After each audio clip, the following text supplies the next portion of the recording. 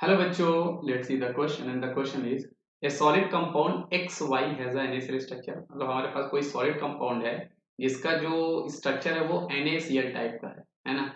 So if the radius of cation is 100 picometer then the radius of anion will be। तब आपका radius of anion क्या होगा? तो आपको पता हमें बच्चों ये पता होना चाहिए रेडियस रेशियो में कि अगर आपके पास NaCl स्ट्रक्चर होता है कंपाउंड का, अगर आपके कंपाउंड का जो स्ट्रक्चर होता है बेटा, अगर वो आपका NaCl होता है तो उसका जो कोऑर्डिनेशन नंबर होता है वो बेटा आपका 6 होता है और उसका जो रेडियस रेशियो होता है उसका बेटा जो आपका रेडियस रेशियो होता है वो एक्चुअल में आपका एग्जिस्ट करता है 0.414 से लेके 0.732 आपका एग्जिस्ट करता है। मतलब इसकी एक मैक्सिमम लिमिट होती है और इसकी एक मिनिमम लिमिट हुआ करती है। मतलब यहाँ पर हम कह सकते हैं कि R प्लस और R माइनस का जो रेशियो है वो आपके पास 0.414 और 0.732 ये आपकी इसकी रेंज होगी, इस रेंज में होता है। अब उसने क्वेश्चन में बेटा हमें उसने ये नहीं बोला है कि हमें जो रेडियस ऑफ एन निकालना है यहाँ पर वो आपका मैक्सिमम होना चाहिए हमें मिनिमम। मतलब क्या है कि देखो आपका यहाँ पर कैटायन की वैल्यू क्वेश्चन में गिवन है बेटा, कितनी दी है 100 पिकोमीटर, पे ये आपका 100 पिकोमीटर हो गया। अब डिवाइड बाय आर माइनस और ये आपके पास 0.414 और 0.732 से हमें डिवाइड करना है। अब यहाँ पर बेटा हमें दो तरह के, अगर क्वेश्चन में उसने हमसे पूछा होता कि मिनिमम रेडियस ऑफ एन बताओ तो उस केस में हम लोग 0.732 से डिवाइड कर देते। अगर वो क्वेश्चन में हमसे मैक्सिमम पूछता तो हम उसको मैक्सिमम से डिवाइड कर देते। अब हम इस क्वेश्चन को बेटा सॉल्व करते हैं और देखते हैं कि एक्चुअल में यहाँ पर हमारे पास कौन सा जो है हमारे पास सही जवाब आने वाला है। सपोज करो हम ऑप्शन से क्रॉस चेक करेंगे।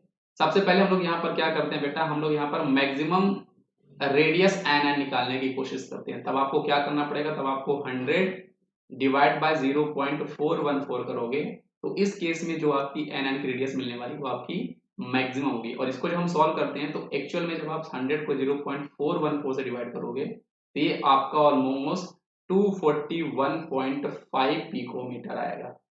कितना आएगा बेटा 251। अब इसको मतलब राउंड फिगर से भी कर सकते। देखो ये जो वैल्यू है ये आपकी 0.5 होती तो आपका ये वैल्यू जो है वो 200 आता, पर ये 0 पॉइंट से कम है, मतलब 200 से ये थोड़ा ज्यादा आएगा, इसलिए आपको ऐसे कर सकते हैं। अगर इसी चीज में मैंने बेटा इसको मिनिमम वैल्यू निकालने की कोशिश की होती तब आपको 100 डिवाइड बाय 0.732 करना पड़ता जो कि आपका R माइनस आता।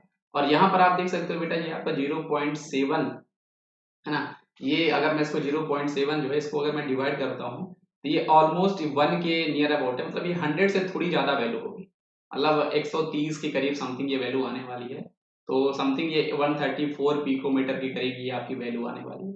अब आप ऑप्शन में देखो, क्रॉस चेक करो बेटा, ये वाला ऑप्शन जो है वो हमें मिल ही नहीं रहा है, लेकिन ये वाला ऑप्शन आपका एग्जिस्ट कर रहा है, इसलिए इस क्वेश्चन का सही जवाब हमारे पास ऑप्शन नंबर सी हो जाएगा।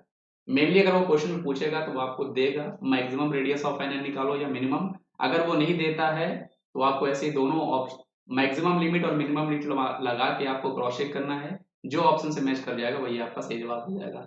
इसलिए इस क्वेश्चन का सही जवाब हमारे पास बेटा ऑप्शन नंबर सी है। आई होप आपको ये कॉन्सेप्ट समझ में आएगा बच्चों। Thank you.